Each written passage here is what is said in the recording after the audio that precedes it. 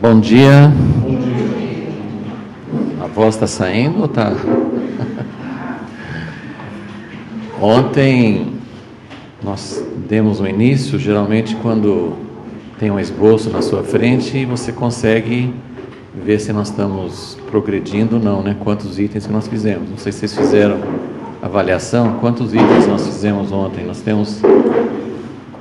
temos 3 páginas de esboço, não é isso? Página 43, 44 e 45. Bastante itens. Quantos itens nós fizemos ontem? Só número 1, letra A. Desse jeito não vai, né?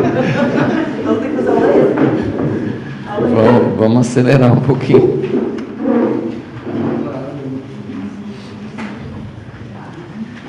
Muito bem, então aqui está o mesmo diagrama que nós fizemos ontem, dividindo a história da humanidade em 2 partes, e nosso interesse é ver a estratégia de Deus nessas 2 partes da história. Basicamente, o objetivo dele não muda, mas tem diferenças de estágios, de fase. Então, vai haver muita semelhança, mas tem diferenças, isso que vai nos interessar mais. Hoje nós ainda vamos ficar nessa primeira parte, antes da primeira vinda, porque muita coisa que já passou, nós temos essa vantagem de poder olhar para essa parte da história. Temos toda a Bíblia que fala, né, o Velho Testamento todinho sobre essa primeira parte da história.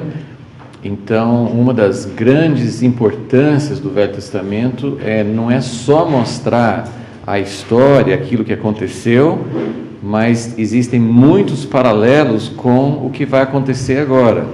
Tem muitas diferenças, mas tem muitas semelhanças, e isso nos ajuda. Nós temos a vantagem de estar nesse finalzinho da história, temos muita coisa que aconteceu que pode nos ajudar a nos preparar a entender os desafios do presente. Apesar de que, não sei de quem que é a frase, né, que a grande lição da história é que a gente nunca aprende da história, né? Então, a gente costuma repetir os mesmos erros, mas não é necessário. Nós podemos aprender da história, e tem muita coisa da história passada, dessa primeira fase, que vai nos ajudar a entender o propósito de Deus e a estratégia do inimigo para tentar impedir o propósito de Deus. Então, nós estamos analisando um pouco isso, falamos alguns pontos gerais. Agora nós vamos falar, no seu esboço, agora a letra B, a estratégia da serpente de impedir a vinda do filho, né? Nós vimos que toda a história estava preparando o caminho.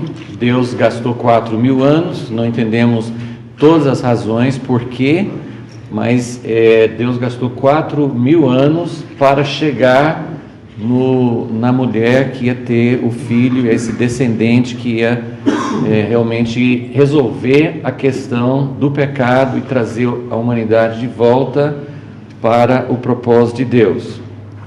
Então, nós vamos primeiro falar um pouquinho sobre voltando para, não precisa nem abrir lá, mas assim, voltando para o nosso texto-chave, né, que é Gênesis 3,15, ele fala que vai ter inimizade entre a descendência da serpente, inimizade entre a serpente e a mulher, e entre a descendência da serpente e a descendência da mulher.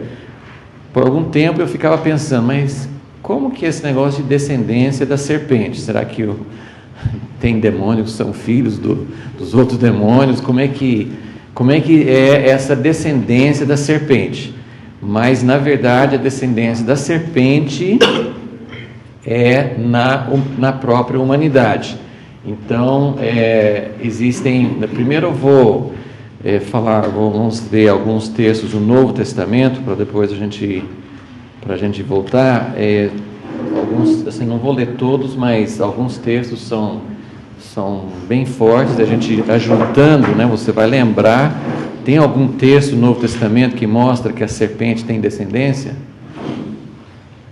Que vem rápido assim à mente? Tem. Vocês são filhos do diabo. Filhos do diabo, né? E Jesus foi um que usou essa expressão com muita contundência, mas quem começou a falar sobre isso foi João Batista. Mateus 3, ele falou para ele falou para os fariseus e saduceus que saíram para ouvi-lo, Mateus 3, versículo 7, mas quando ele percebeu que muitos fariseus e saduceus iam ao lugar em que ele batizava, disse-lhes: raça de víboras, quem vos ensinou a fugir da ira futura? Então, a gente, assim, eu não vou entrar muito nesse mérito agora, mas não é necessário você pensar que tem algumas pessoas que são descendentes da serpente e outras pessoas não são. Mas, assim, em alguns textos parece que generaliza, mas Jesus não, ele não falava com todo mundo assim. João Batista também não, vinha muita gente para ouvir João Batista, ele não ficou falando com todo mundo. Quando ele viu os fariseus e saduceus, é que ele falou raça de víboras, ok? Então, não significa que essas pessoas não possam se arrepender, não significa que elas já foram predestinadas e que não tem nada que elas possam fazer, não é isso, mas também a descendência, aqueles que são chamados por Jesus de descendentes da serpente, não são todos. Então aqui ele se dirige aos religiosos, aqueles que eram considerados chefes, né, líderes religiosos, eram a raça de víboras. E outro texto bem forte é João 8. Jesus chamou, eu não vou ler todos os textos, mas Jesus chamou os fariseus e saduceus de raça de víboras também. Em Mateus 12, quando eles vieram, acho que ele ouviu falando, ou soube que eles falaram, que ele expulsava demônios por Belzebu, príncipe dos demônios. Logo depois ele chama eles de raça de víboras. E também em Mateus 23, que é o capítulo que Jesus fala muito sobre os fariseus, e bem extenso, mais para o fim do capítulo, e também os chama de raça de víboras. E depois nós temos aqui em João 8, que não fala que são fariseus, mas fala dos judeus, e não eram assim, não era o povão, não era o povo que vinha com sede para falar, para ouvir dele, né? Eram as pessoas que ficavam contendendo, né?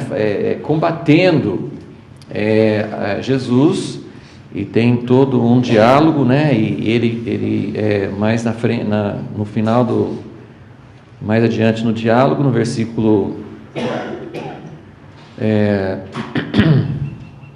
eles estão falando assim, versículo 39, João 8, 39, nosso pai é Abraão, né? Nós somos descendentes de Abraão, nós somos da descendência santa, e nosso pai é Abraão. Mas Jesus lhes disse: se fosseis filhos de Abraão, estaríeis fazendo as obras de Abraão, mas agora procurais matar-me, a mim que vos falei a verdade, que ouvi de Deus.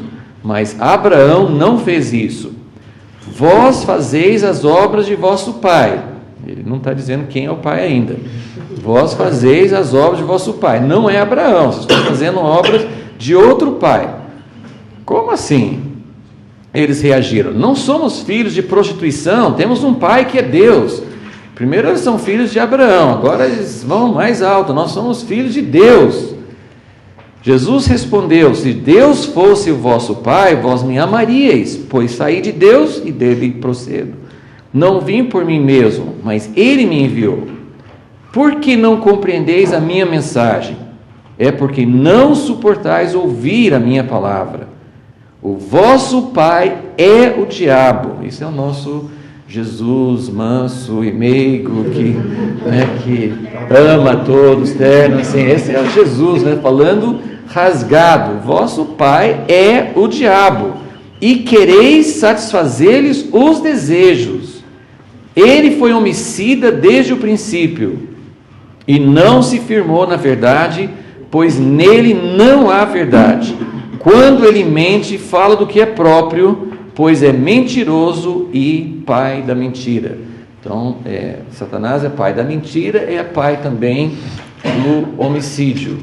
E tem desejos, vocês querem satisfazer os desejos do pai. Então, isso não é só para a gente entender com base nas palavras de Jesus, do Novo Testamento, de que realmente a serpente tem uma descendência. E na verdade, então, nós temos na história duas linhagens. Então, rapidamente, não queremos, assim, são coisas bem significativas, essa lista que nós temos aqui, né,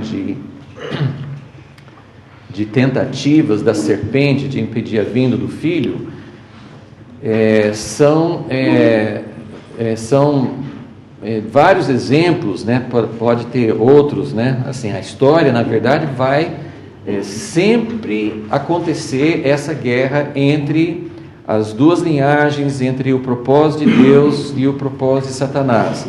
E estamos tentando ver essas coisas de uma forma mais ampla, né? Não só aquilo que eu quero que aconteça na minha vida, e que Satanás, muitas vezes eu vejo Satanás como aquele que quer me impedir de ser feliz, ou me impedir de cumprir meu ministério, ou seja, assim, muito limitado assim na minha vida individual, mas queremos ver isso como parte bem mais ampla, porque realmente tanto Deus quanto o adversário de Deus estão interessados nesse objetivo final. Então a história pode ser entendida de uma maneira muito mais ampla, muito mais profunda, não só a história da Bíblia, você pode continuar esse mesmo raciocínio, estudando a história da humanidade, toda a história do homem, você pode enxergar exatamente essa trama, né? Essa linha de desenvolvimento das coisas segue essa mesma chave. Ok, então, desde o início, Satanás, ele ouviu a palavra de Deus no jardim, ele sabe que tem alguém que vai, no fim, vencê-lo. E ele quer fazer tudo possível para que isso não aconteça. Então, quando Adão e Eva saem do jardim, eles, logo em seguida, se vocês quiserem deixar a Bíblia aberta em Gênesis 4, logo em seguida, eles têm um filho, Caim, o primeiro filho, e depois, logo em seguida, vem Abel. E a história dos dois sacrifícios que eles oferecem ao Senhor. Versículo 4: o Senhor acolheu bem Abel e a sua oferta, mas não acolheu a Caim e sua oferta. Aqui então nós já vamos ter o início da guerra. Os dois filhos são filhos de Adão, mas com um casal e dois filhos nós já vamos ter duas descendências e uma guerra entre as duas descendências. E a Bíblia não nos dá muitos detalhes, não sabemos, né? Tem muitas teorias, pessoas que falam que Caim já começou mal, mas assim, a minha leitura aqui é que inicialmente Caim, ele cuidava, fazia plantações, ele tinha lavoura, Abel cuidava de rebanhos, e cada um trouxe, uma coisa muito lógica, né? Muito simples, que cada um queria oferecer alguma coisa ao Senhor. O que a Bíblia nos conta é isso, que os dois os dois ofereceram, e Deus acolheu bem a Abel e sua oferta, mas não acolheu a Caim. Aqui não diz, mas é possível que Deus tenha acolhido através de mandar fogo sobre o sacrifício de Abel. Não sabemos, mas de alguma maneira eles entenderam que uma oferta foi aceita e a outra oferta não. Agora, para mim a chave está no versículo 5. Por isso Caim ficou furioso e ficou com o semblante abatido. E como acho que alguém falou sobre isso, né, que Deus não ficou longe de Caim porque ele estava furioso. Pelo contrário, Deus chegou para Caim e falou com ele. Caim teve uma grande oportunidade, porque o Senhor perguntou. Olha que coisa, né? Caim fica furioso, ficou com o semblante caído e Deus se preocupou com ele. Falou assim: Caim, o que aconteceu? Você não gostaria disso? Quando você fica meio abatido assim, Deus chegar assim: aconteceu alguma coisa? Você, né? O que foi? Você está com cara ruim hoje? O que aconteceu? Deus chegou, Deus estava muito próximo ainda. Eles tinham saído do jardim, mas Deus estava muito próximo a eles. Deus chegava e falava: Caim, o que foi? Por que tiraste? Por que estás com semblante abatido? Se procederes bem, não vai ter problema nenhum, você ainda pode ser aceito. Você pode ser recebido, mas se não procederes bem, o pecado jaz à porta, e o desejo do pecado será contra ti, mas tu deves dominá-lo. Então, a história aconteceu que Caim não ouviu o conselho do Senhor e deu vazão à ira dele e matou Abel. Então nós temos participação do homem. O homem é responsável, o homem está ali, todo esse mistério de por que o homem decide a favor de Deus, ou por que o homem decide contra Deus. Mas a história nos conta que Deus deu uma oportunidade, chamou a atenção de Caim antes de acontecer e falou: tome cuidado, porque tem um perigo, né, muito próximo de você. E com certeza, aí só para a gente confirmar, isso, como eu falei assim, a gente não pode afirmar coisas que a Bíblia não afirma, mas nós temos uma interpretação do Novo Testamento. 1 João 3 diz o seguinte: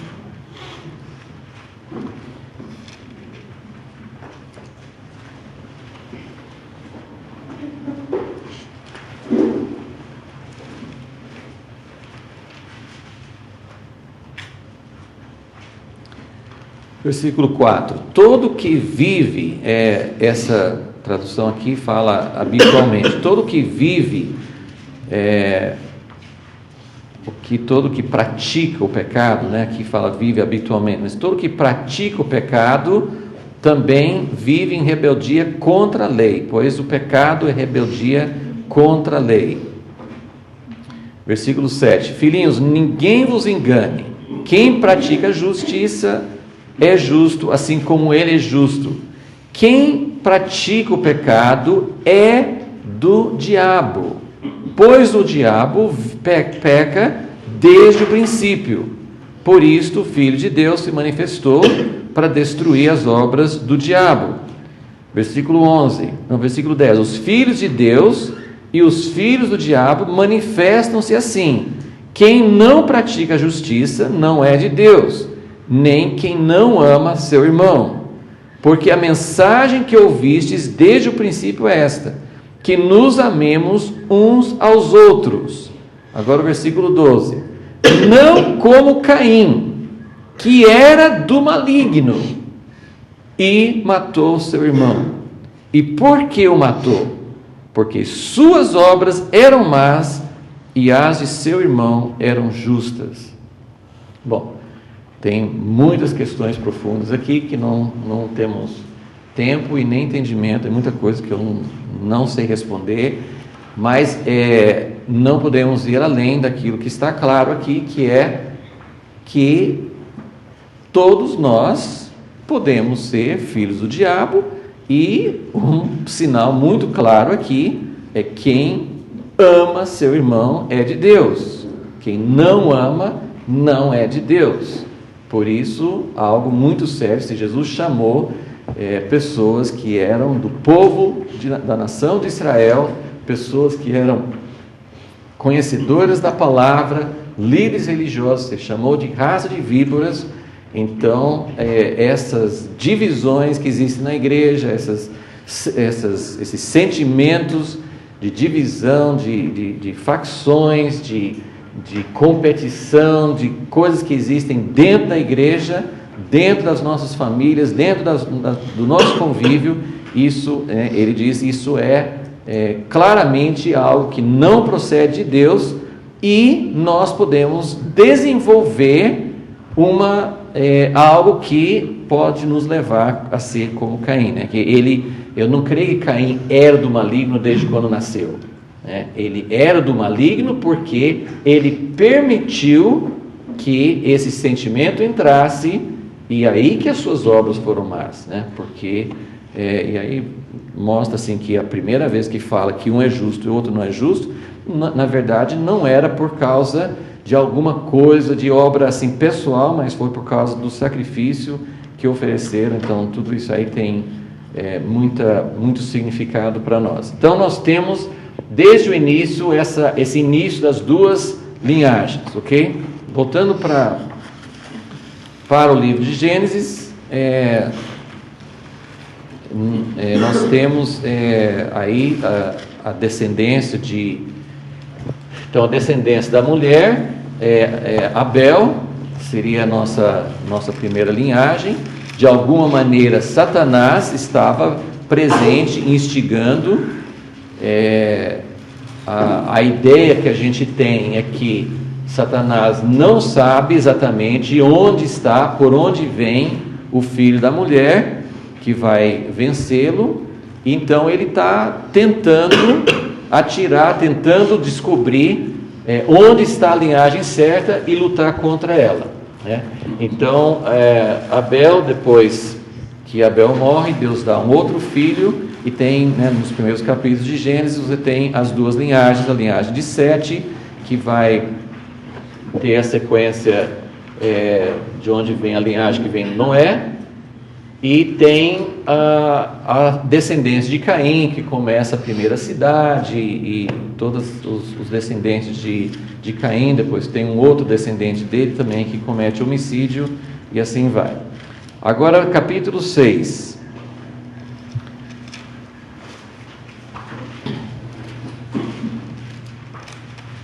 Dessa linhagem aqui, né, tem também Enoque, que andou com Deus, né? Tem Noé, que achou graça aos olhos de Deus. E no capítulo 6, sucedeu que quando os homens começaram a multiplicar-se na terra, e lhes nasceram filhas, os filhos de Deus viram que as filhas dos homens eram bonitas, e dentre todas elas tomaram as que haviam escolhido. Bom, essa aqui também é uma outra passagem muito controversa, muito discutida. Deus deve ter um senso de mistério e talvez um pouco talvez não, com certeza ele tem um senso de humor também, né?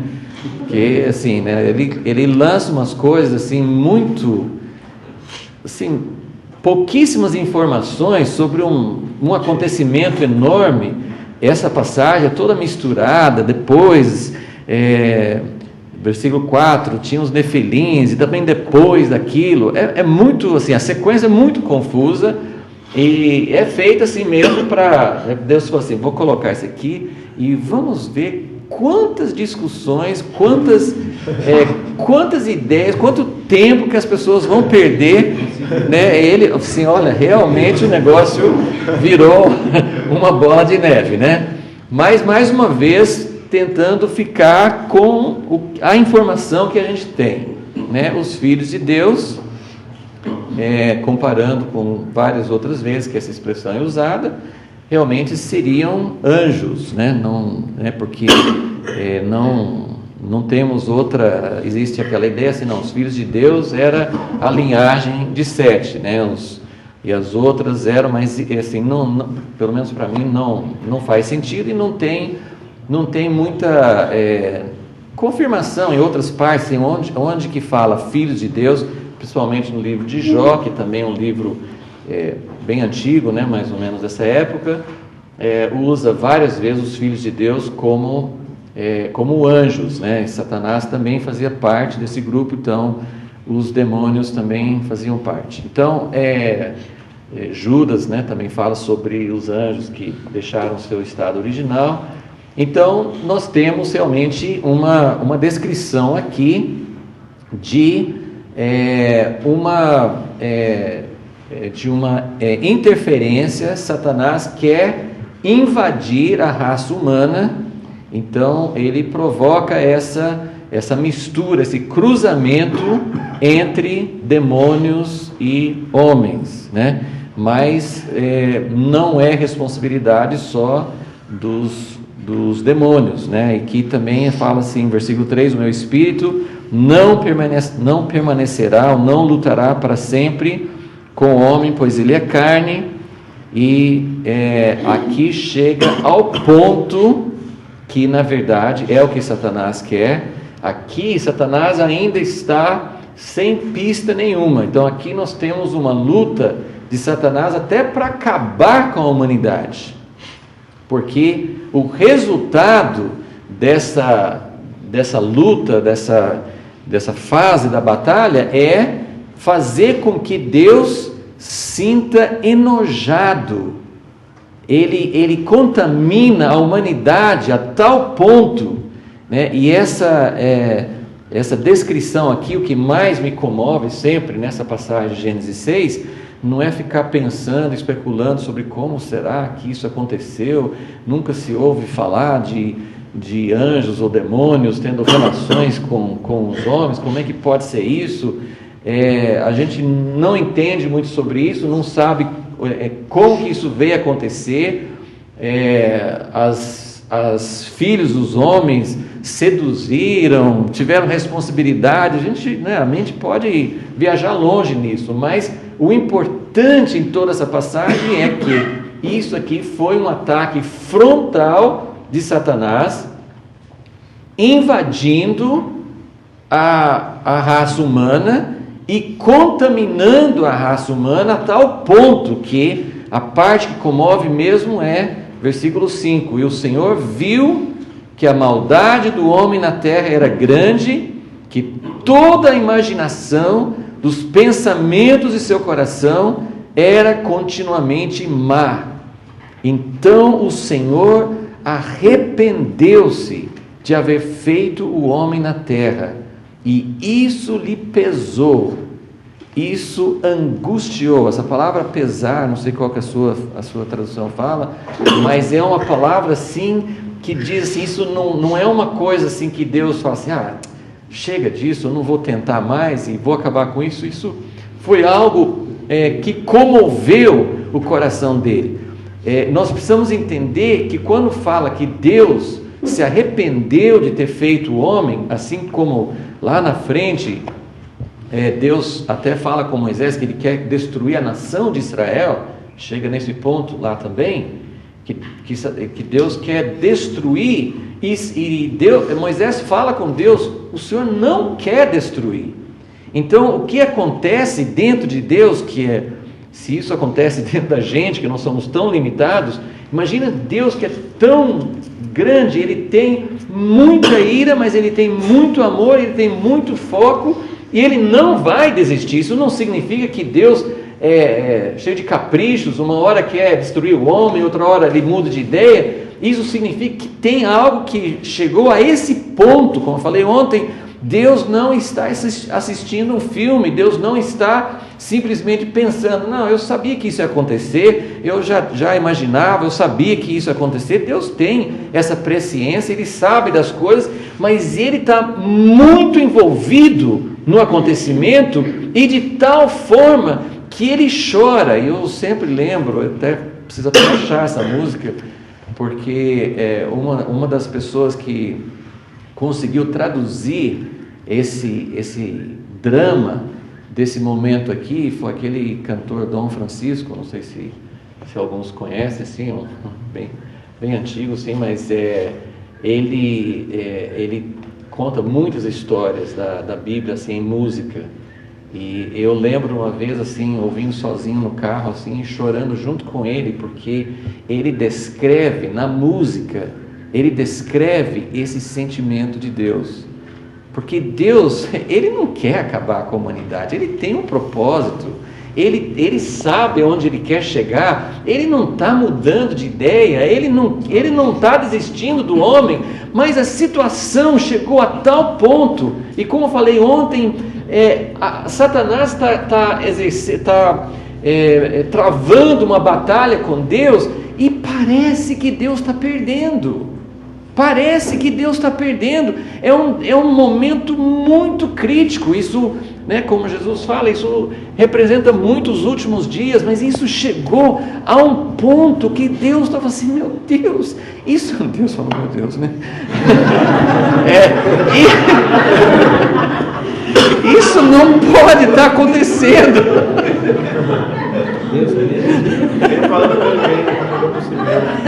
Acho que Deus falou assim, meu filho, isso não pode estar acontecendo. O que nós, lembra, Gênesis 1, eles pensaram antes, vamos fazer o homem à nossa imagem. Eles conversaram na Trindade, eles fizeram um propósito maravilhoso, tão maravilhoso de se expressar visivelmente através do homem. E ele chega nesse ponto e sente tanto nojo do que aconteceu com a humanidade, que esse sentimento veio. Eu me arrependi de ter feito o homem. Mas isso existe dentro de Deus, ao mesmo tempo que existe a determinação que ele não vai abandonar o seu propósito. Noé achou graça aos olhos de Deus, muito tênue, muito vulnerável, muito fraco, mas Deus está mantendo, a linhagem dele se mantém. Eu preciso parar aqui, até eu ia ler antes, mas acabei passando, mas antes da gente continuar nessa sequência, eu quero ler 2 textos do Novo Testamento que vão também ser bem fundamentais para isso que a gente está querendo mostrar. A Bíblia, o Novo Testamento fala sobre vários mistérios, mas eu quero só ler os textos que falam de 2 mistérios opostos. Um está em 1 Timóteo 3,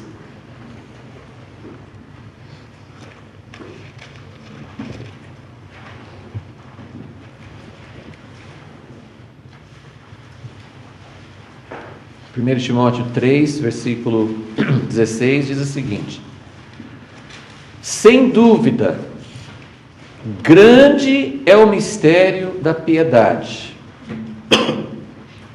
Eu não gosto muito dessa palavra piedade, não porque a palavra não seja boa, mas eu acho que hoje a gente não tem uma boa conotação, sei lá, quando a gente fala piedade, o que você pensa, né? Uma pessoa, né, assim, parece que a gente criou, né, assim, uma conotação na nossa mente, assim, de uma pessoa... assim, às vezes é uma pessoa, assim, né, na visão de pessoas de fora, assim, uma pessoa muito careta, muito, assim, que não pensa em mais nada, só fica, assim, no quarto orando. Não sei o que você pensa, assim, quando você fala, assim, de uma pessoa da piedade. E eu tentei achar uma outra, não sei, a minha tradução fala o mistério da fé, mas eu acho que a palavra é muito mais rica do que, assim, não que fé não seja uma palavra rica, mas... Oi? Da verdade revelada. Essa palavra no original, ela tem assim uma ideia assim de reverência, até de adoração, mas se falasse assim o mistério da reverência, o mistério da, né, outras, tem uma ideia também, algumas pessoas traduzem essa palavra como santidade, Mas enfim, eu ainda não consegui, assim, eu acho que é tudo isso, né? Mas acho que você tem que mais somar as coisas para a gente entender. Então vamos continuar usando a palavra piedade, mas só acrescente mais sentido, né? A essa palavra, porque esse mistério, na verdade, é exatamente o que Deus quer fazer.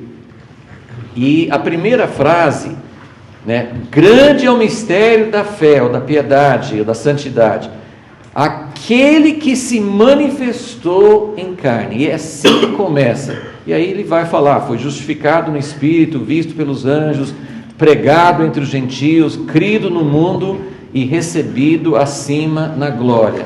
Mas eu queria enfatizar mais a primeira frase: aquele que se manifestou em carne. Grande é o mistério do que Deus quer fazer na humanidade. Desde a criação do homem, vamos criar um ser. Deus se expressou em tudo que Deus criou, tudo que Deus fez. Ele falou, ele viu que era bom. O que é bom? Aquilo que parece com ele. Então, ele viu tudo que era bom. Mas quando ele chegou, todas as etapas da criação, quando ele chegou ao ponto de fazer o homem, ele parou, conversou, eles fizeram uma reunião da Trindade, não precisa fazer reunião, porque eles estão sempre juntos, mas ele fez uma reunião para conversar, assim, tudo, Deus Pai, Ele que cria, Ele que origina tudo, Ele faz aquilo que está dentro dele, Ele se expressa. Toda a Trindade estava envolvida na criação, porque o Pai cria, o Filho executa, o Filho expressa, a palavra expressa, o Espírito executa. Mas ali eles falaram assim, vamos agora sim, nós vamos conversar, o que é o próximo passo? Falta uma coisa, de tudo que Deus fez, de tudo que Ele se manifestou na criação, falta uma coisa. Alguém que realmente não seja só uma partezinha, nós somos limitados, mas de uma maneira diferente de toda a criação, nós expressamos quem Deus é. E esse propósito de Deus se expressou plenamente no descendente da mulher. Esse é o mistério da piedade. Grande esse mistério. E eu quero que vocês vejam isso, que Deus, Ele tem uma grande necessidade, e essa palavra eu também não gosto, que Deus não tem necessidade de nada, de uma certa forma, mas Deus quer se revelar. Deus é invisível, mas Ele fez todo mundo, e por isso que nós somos totalmente contra qualquer tipo de ideia de que o mundo material é mal, né? Aquela ideia do gnosticismo, que a matéria, as coisas materiais, as coisas visíveis são más. Não, são boas, porque Deus fez, e Deus quer se revelar, e por isso que nosso destino não é o céu, que é um lugar invisível, onde nós vamos ser fantasmas, mas onde nós vamos viver na terra, porque Deus fez a terra com esse propósito, e Ele não desistiu do propósito, Ele vai se revelar. Então, grande é o mistério da piedade. Deus se revela, Deus se torna carne, Deus se manifesta aqui.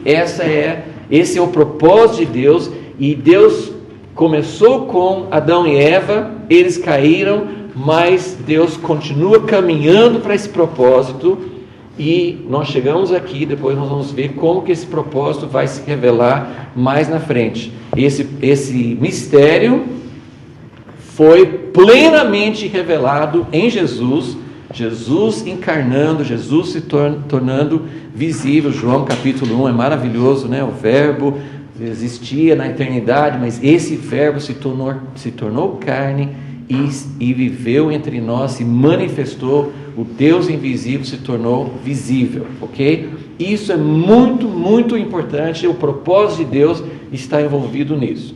Agora tem um outro mistério que é grande também. 2 Tessalonicenses 2.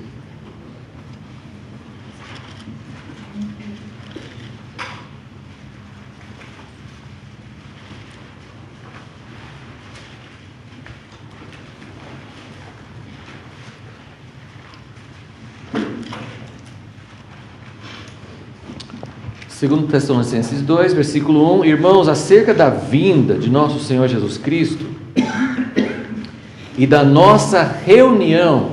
Isso aqui é uma outra palavra que tem a ver com arrebatamento, nossa reunião, nosso ajuntamento, né? Acerca da vinda de nosso Senhor Jesus Cristo e da nossa reunião, do nosso ajuntamento com Ele, vos pedimos que não mudeis facilmente o vosso modo de pensar, nem fiqueis assustados por causa de espírito ou profecia, palavra ou carta atribuídos indevidamente a nós, como se o dia do Senhor já estivesse bem perto.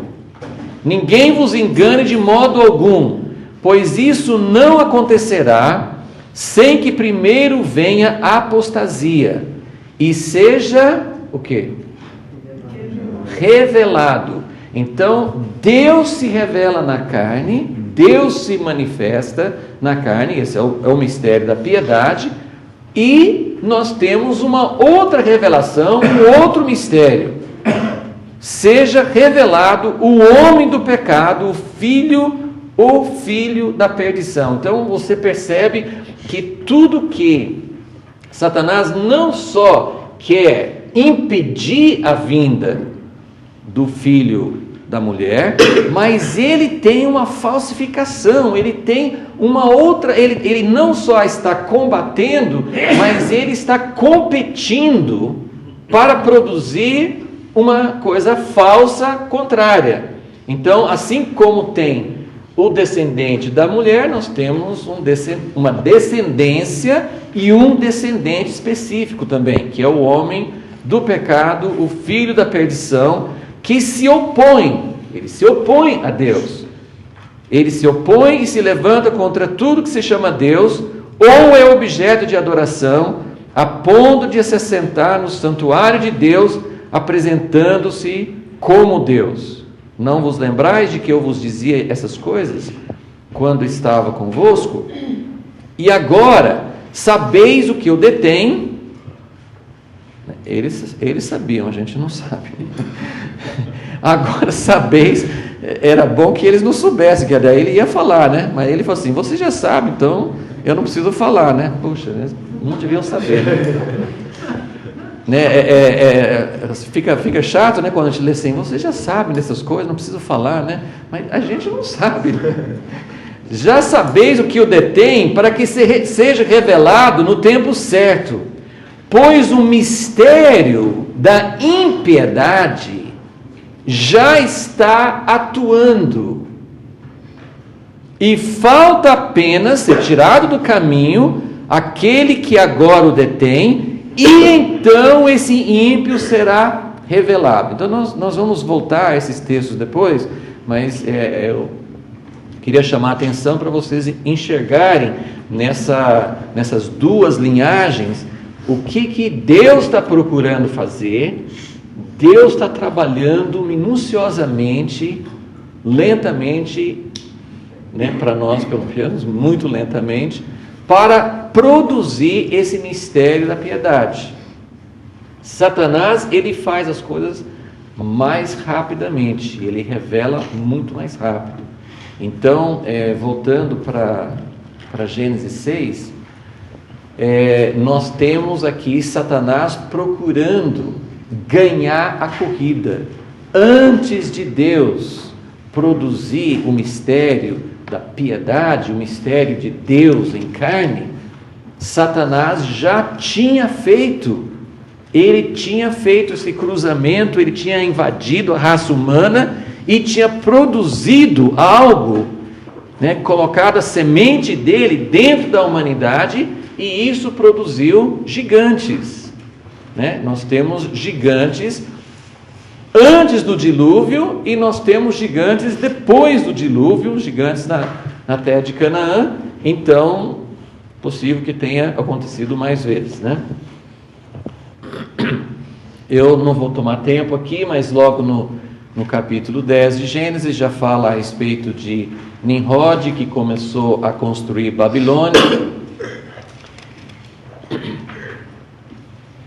E aqui no seu esboço está na letra C, chamando atenção assim, para essas linhas, essas duas linhas de ação de Satanás, né? A estratégia da serpente.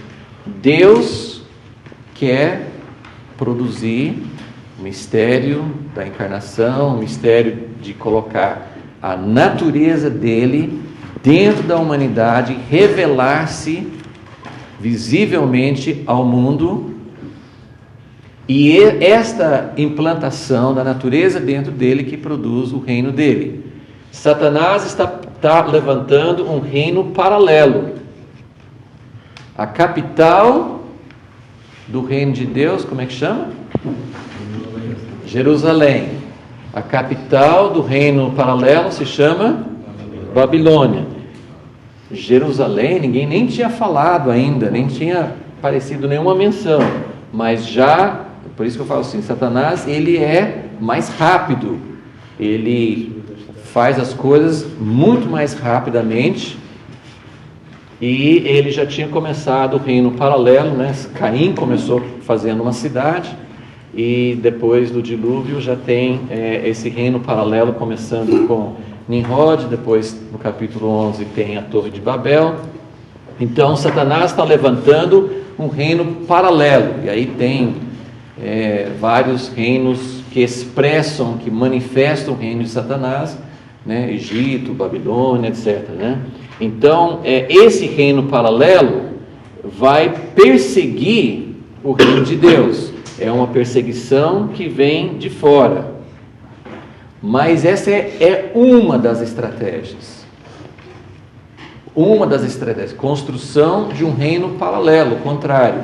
E aí na letra C, número 1, se você quiser colocar assim, o que esse reino vai fazer? Esse reino vai perseguir, vai tentar destruir a linhagem de Deus, o propósito de Deus, o reino de Deus. Então, o reino paralelo, ele persegue e é um ataque ao reino de Deus de fora. Ok? Mas tem uma outra linha de ação, que é C número 2, né? Que é introduzir um vírus perverso dentro, uma contaminação dentro do reino de Deus.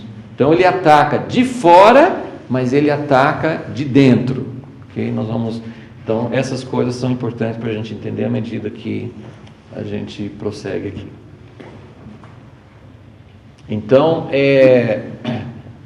quando Caim matou Abel, é essa linha de perseguição: matar, destruir. Será que Abel pode ser a linhagem de, né, Satanás pensando, será que Abel é a pessoa? Será que é através dele? Então Caim mata. Então esse é uma das formas que Satanás sempre usa. Ele persegue, ele tenta matar, destruir. Mas essa outra, né, antes do dilúvio, é de introduzir, de penetrar dentro da humanidade, de implantar a semente dele, né, dentro da humanidade, porque Satanás também quer se revelar. Satanás também quer uma descendência que vai revelar a sua natureza. Ok, número 3, alguns desses aqui eu vou ter que só tocar meio por cima, mas uma coisa interessante aqui, depois que vem Abraão na história, tem uma coisa assim bem singular, que eu nunca tinha pensado antes, mas quando fala que a inimizade é entre a serpente e a mulher, entre as duas descendências. Lógico, Satanás está preocupado com os homens também, né? Então os homens não precisam achar que estão de fora do ataque. Mas Satanás sabe que assim, a mulher tem um sentido também figurado, que é a nação, né? O povo de Deus é a noiva, então tem muito a ver com isso. Mas no caso de Abraão, é interessante ver que Satanás dirigiu seus ataques durante o tempo de Abraão. Ele dirigiu seus ataques principalmente contra Sara. Então, em 3 momentos diferentes, Satanás estava tentando desviar, tirar Sara da jogada. 2 vezes Abraão, né, o grande protetor, o grande homem de Deus, né, vai junto com Sara para uma terra estranha, e é muito difícil até para a gente entender, né, porque ele chega lá e ele pensa, né, ele fugiu, ele teve que sair de Canaã, porque estava com seca, né, estava sem alimentação, eles foram para o Egito, ele chega lá e ele fala assim: puxa, Sara, você é muito bonita. Ela ficou toda cheia, né? Você é muito bonita, né? A gente fica imaginando, né, assim, acho que naquele tempo a idade não fazia o que faz hoje, né? Porque ela tinha, né? Você é muito bonita e Faraó vai querer pegar você. Para pegar você, ele vai me matar. Então vai você para Faraó e deixa eu fora, né? Eu vou me proteger e você, né, não tem problema, assim, ele vai querer pegar você, mas, né, fala que você é minha irmã, porque daí ele pega só você. Que estratégia, né? Que homem de fé, né? Então 2 vezes acontece isso, né? Acontece no Egito, depois que ela tinha mais alguns anos de idade, acontece de novo, né? Então Sara realmente era uma pessoa especial, né? E a outra vez que há um ataque contra Sara, a própria Sara foi responsável por isso, né? Mas era um ataque assim, no sentido assim: não, comigo não vai dar certo, então você vai ter um filho com Agar. Então eu percebo aqui que a mulher tem que ser, o filho tem que vir da mulher certa. Sara era a mulher de Abraão, né? Nosso amigo judeu, né, Asher, ele sempre fala que é por causa da aliança, o filho da promessa não poderia vir sem ser através de um relacionamento de aliança. Então tem muita coisa que a gente pode pensar sobre isso, mas há um ataque contra a mulher porque Deus chamou Abraão, né, Satanás ficou de olho e falou assim: agora, né, antes ele estava combatendo toda a humanidade, ele estava, não sabia por onde começar, mas agora Abraão foi chamado, Satanás está de olho e ele tem esse ataque contra a mulher de Abraão, porque é através dela, é muito forte isso. Deus fala com Abraão, com Sara que vai ser sua mulher. No Novo Testamento, Paulo em Gálatas fala também sobre o significado de Sara. Então é muito significativa essa questão do filho que virá tem que ser a mulher certa e é uma mulher preparada por Deus. E isso tudo tem bastante significado para o que Deus vai fazer ainda também. Número 4, um outro momento de ataque foi quando os filhos quando Jacó e seus filhos foram para o Egito. Lá eles se multiplicaram. Vamos ler lá em Êxodo capítulo 1, como Satanás, isso também Satanás estava de olho na nação de Israel.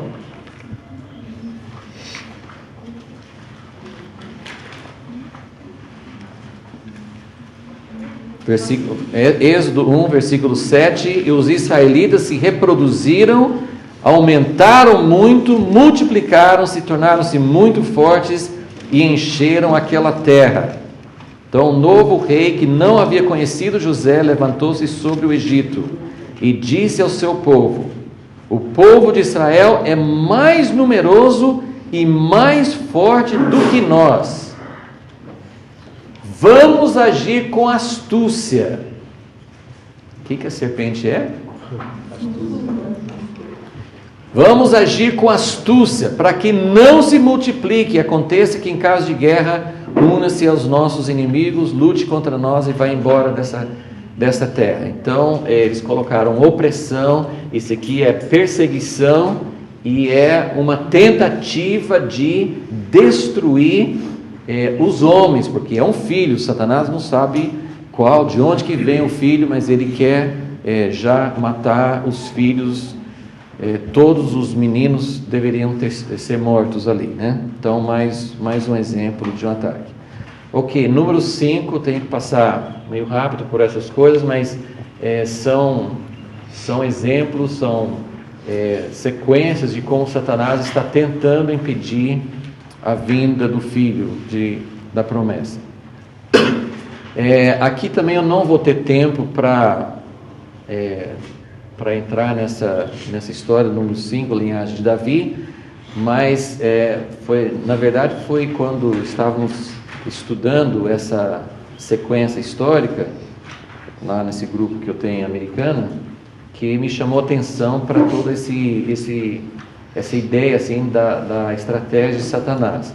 Depois de Abraão, Satanás sabia que onde ele tinha que se preocupar com a linhagem de Abraão. Depois, né, a descendência de Abraão se multiplicou, cresceu muito, então ele ainda não sabe por onde vem, não sabe exatamente por onde vem, mas quando surge Davi, e Deus faz a promessa, que nós vimos ontem, Deus faz a promessa para Davi, que um descendente dele é que vai estabelecer o reino de Deus para sempre. Então agora Satanás já tem uma linha de ação muito mais clara, porque ele vai ter que se preocupar com a linhagem de Davi.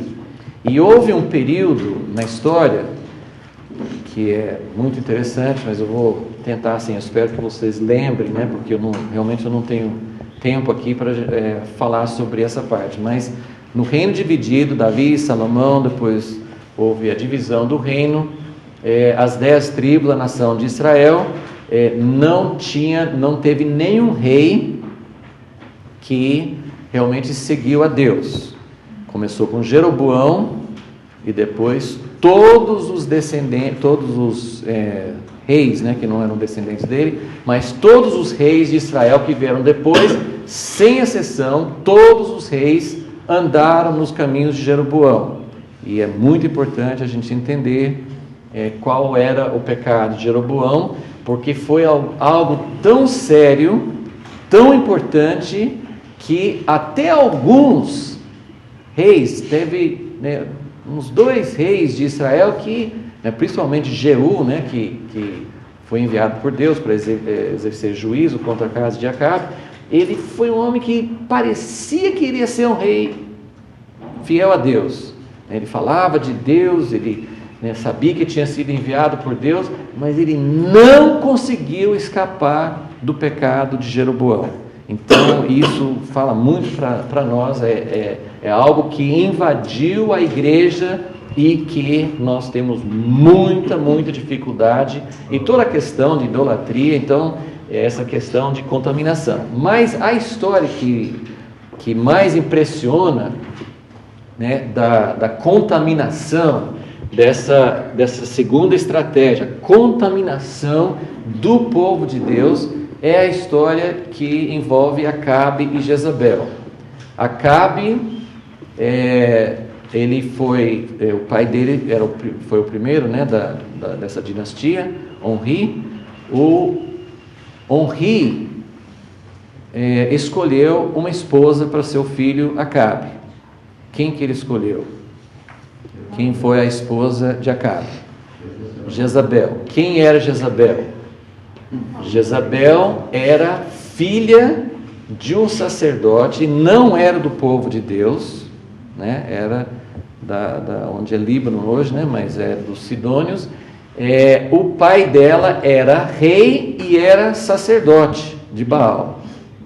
Então ele fez o casamento, né? E se vocês quiserem alertar a juventude sobre os problemas de casamento, né, essas histórias aí são assim um exemplo negativo, mas um exemplo muito claro de quanto que o casamento pode influenciar a vida de uma pessoa e quanto que isso realmente é sério. Então Acabe, nós nem sabemos quem seria Acabe, porque na verdade Acabe, ele faz o que Jezabel quer, assim, a gente não conhece muito Acabe, né? Mas Acabe se casa com Jezabel. Jezabel traz, já existia culto a Baal, mas Jezabel traz o culto a Baal, ela persegue os profetas e tem toda a história que envolve o profeta Elias. Mas aí, simultaneamente com Acabe e Jezabel, o reino de Judá tem um rei maravilhoso, um dos melhores reis de Judá, foi contemporâneo de Acabe. Quem era? Josafá. Josafá é um dos melhores reis de Judá. Ele é contemporâneo, ele faz muita coisa boa, mas Josafá, como todas as pessoas boas, ele tem um probleminha, né? Eu falei muito lá nas aulas assim, Josafá só tinha um problema, só um problema. Ele fazia alianças erradas. Ele fez 3 vezes uma aliança com Acabe, com o filho de Acabe. Ele fez 2 guerras erradas. Ele fez uma aliança comercial. Ele fez coisas assim que Deus ainda tolerou. Sim, Deus falava, Deus mandou um profeta falar com ele, mas ele depois, assim, além dessas 3 alianças que ele fez, assim, de 2 guerras e um acordo comercial, ele fez uma coisa pior ainda. Alguém lembra o que ele fez? O que Josafá fez? Ele casou o filho dele com a filha de Acabe e Jezabel. E isso trouxe o vírus de Jezabel para dentro de Jerusalém, para dentro da linhagem de Davi. A filha de Jezabel, Atalia. E 3 vezes na sequência, 3 vezes, houve uma tentativa satânica de destruir todos os filhos da linhagem de Davi. É muito impressionante. Satanás, ele agora está quente. Eu sei aonde é o perigo. O meu perigo é da linhagem de Davi. Eu preciso destruir. Jorão mata todos os irmãos dele, filho de Josafá, mata todos os irmãos. Depois vem o filho dele e entra, aí vem um povo de fora, mata todos os filhos de Jorão. Aí vem o neto de Jorão e Atalia, a avó, que vovozinha, mata todos os netos dela.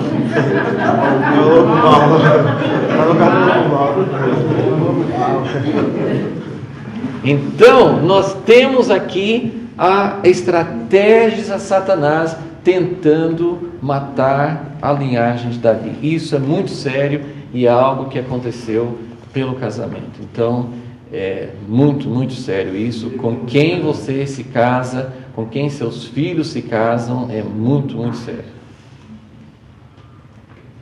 Número 6. Depois do cativeiro, vamos só ler assim essa história de Amã no livro de Esther, Esther capítulo 3. É algo que prefigurava muitas outras tentativas de Satanás.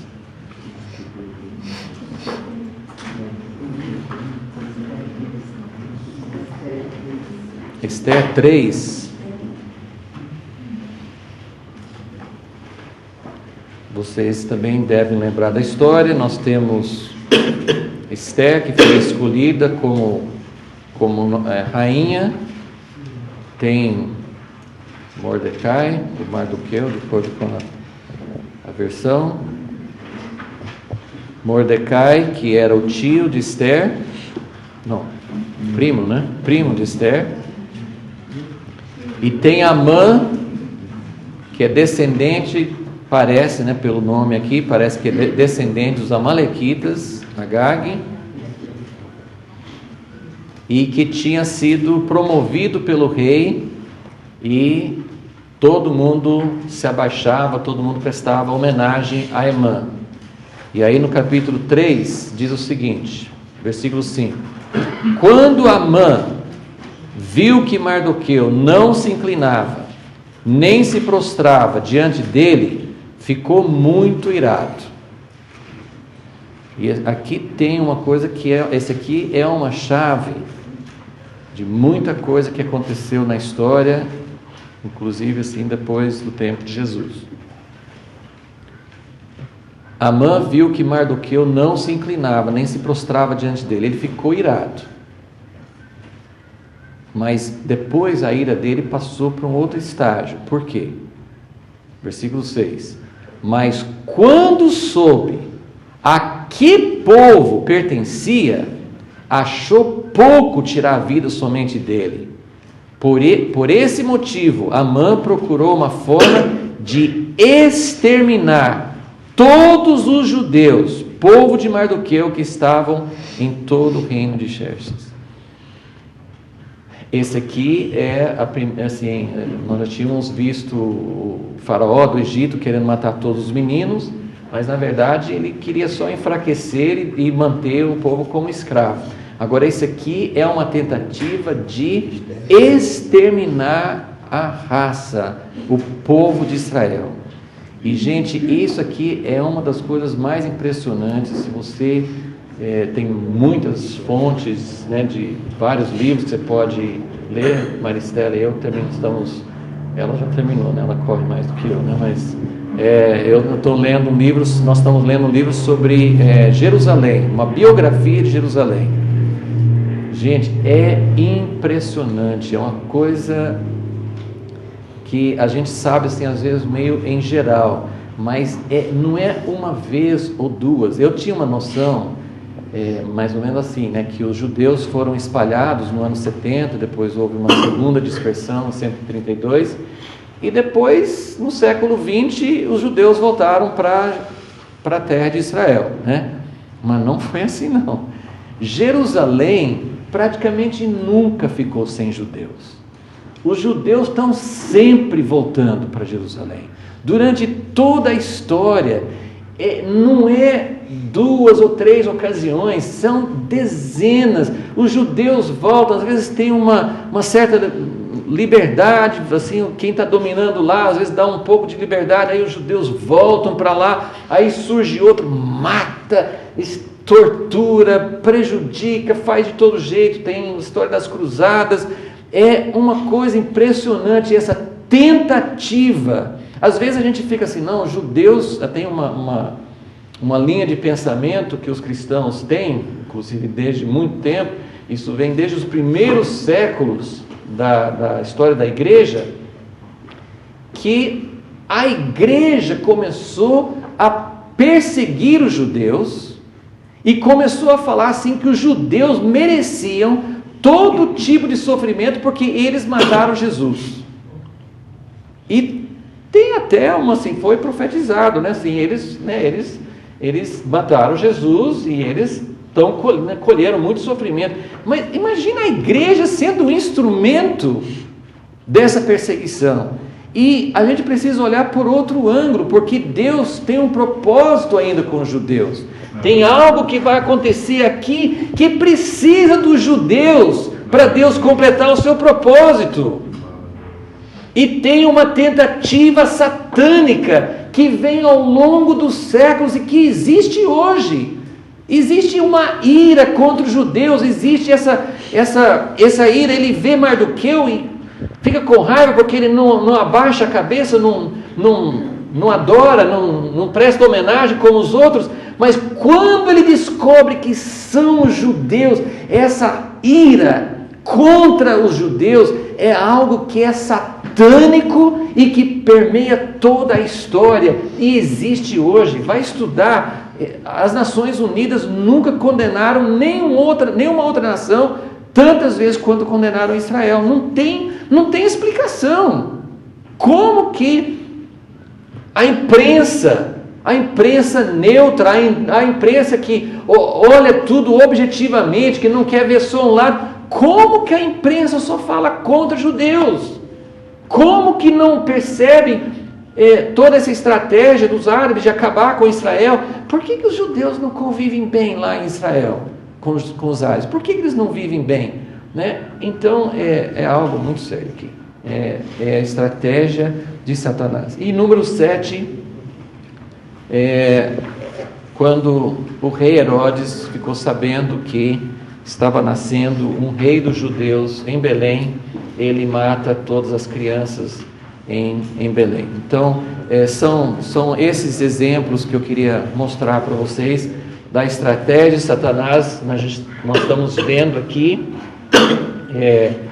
como Deus tem, né? Ontem eu mostrei assim que Deus estava direcionando todo o seu propósito para preparar o caminho. Tinha que ser no tempo certo, ele tinha muitas coisas para fazer, mas para que, né, a mulher pudesse dar à luz o filho que ia ser o propósito de Deus. Então eu só queria, e depois, esse é o propósito de Deus. Hoje nós estamos vendo como Satanás está fazendo tudo possível para ir contra esse propósito de Deus, ok? Então, voltando só quero terminar com um pensamento que inclusive Deus vivificou bastante para mim agora de manhã na oração. Nós estávamos cantando sobre como Jesus é bonito, como Ele é maravilhoso, como Ele revela a natureza de Deus, né? Uns momentos muito maravilhosos assim de adoração. E eu comecei a pensar, né, mais uma vez sobre como o mistério da piedade, o mistério da encarnação, e como Deus tem esse grande desejo de se revelar, de se expressar, e como Satanás também quer se expressar. E como Deus, a gente imagina Deus revelando toda a sua beleza, toda a sua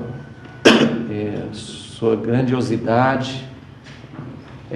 Não temos nem palavras, não sabemos como expressar aquilo que a gente imagina. Com certeza, sabe quando você conhece uma pessoa só por nome, por correspondência, e você fica fazendo uma imagem mental, aí você vê a pessoa, não é nada daquilo que você imaginava. Eu fico pensando assim, de quando nós vamos ver Jesus, né, não vai ser nada, assim, lógico, nós imaginamos beleza, nós imaginamos uma coisa tremenda, mas assim, vai ser muito, muito além. Assim, a gente vai pensar, né, como Jó, eu ouvia falar, mas agora eu vejo, né, assim, agora é diferente, né? Então a gente tem algumas visões, né, dos profetas, tem algumas visões no Apocalipse que falam do esplendor, do brilho, né? E Deus quer se revelar, mas eu comecei a pensar que Ele já veio e se revelou, só que Ele não veio como os homens iam imaginar, como a nação de Israel ia imaginar, né? Porque eles, desde o tempo de Davi e Salomão, os judeus sempre sonharam com outro rei, com glória, com restauração. Eles estavam sempre querendo que voltasse aquela glória, né, de Salomão. Então eu queria só pensar com vocês um pouquinho. Eu queria ler o capítulo 53, uma parte, né, de Isaías 53, porque eu lembrei dessa palavra que diz aqui, Isaías 53, começa assim: quem creu na nossa pregação? A quem se manifestou o braço do Senhor? Foi crescendo como renovo. Roberto falou ontem, né, sobre como a semente cresce e demora. Foi crescendo como renovo diante dele, como raiz que sai de uma terra seca. Não tinha, o que veio na minha mente de manhã foi isso. Deus quer se revelar, Deus quer manifestar sua grandeza, sua glória, sua magnitude, sua magnificência, Mas quando Jesus veio, e a gente sabe que não existe nenhuma descrição no Novo Testamento tão boa como essa aqui de Isaías 53, da primeira vinda de Jesus. É a melhor descrição. E diz o seguinte, que ele não tinha formosura, nem beleza. Quando olhávamos para ele, não víamos beleza alguma para que o desejássemos. Foi desprezado e rejeitado pelos homens, homem de dores, experimentado nos sofrimentos, como um de quem os homens escondiam o rosto. Foi desprezado e não lhe demos nenhuma importância. Em qual momento isso realmente aconteceu? Jesus, ele não era uma pessoa, pelo que a gente sabe, assim, ele não era uma pessoa que chamasse atenção, ele era comum, ele tinha uma aparência comum, né? Judas teve que fazer o sinal do beijo, né, do ósculo, para saber quem ele era uma pessoa exatamente como as outras, mas aqui não fala como as outras, aqui está falando assim que ele era pior do que as outras, aqui está dizendo que as pessoas não querem olhar. Do que ele está falando aqui? Da cruz. Ele está falando da cruz. Em que momento que você não quer ver? Em que momento que você vai desprezar? Em que momento que você vai virar o rosto para não ver aquilo? E no entanto, ele foi extremamente belo. Esse momento aqui é a beleza de Deus. Deus se revelou. Tem alguma coisa mais bonita do que o amor? Tem alguma coisa que manifesta mais quem Deus é? Então, quando nós estávamos adorando de manhã, eu comecei a ver isso. Jesus na cruz, desprezado, totalmente desprezível, um criminoso despido na cruz, manifestando o amor de Deus. Deus revelou a sua beleza. Deus revelou, Deus se revelou. Satanás, com seu reino paralelo, o que ele mostra? Ele mostra Nabucodonosor, cheio de pompa, cheio de aparência, glória sobre todas as nações. E meus irmãos, a igreja está com o vírus da contaminação, querendo ser bela, querendo ser grande, querendo ser poderosa. Essa não é a beleza que Deus quer mostrar. Essa não é a manifestação de Deus em carne.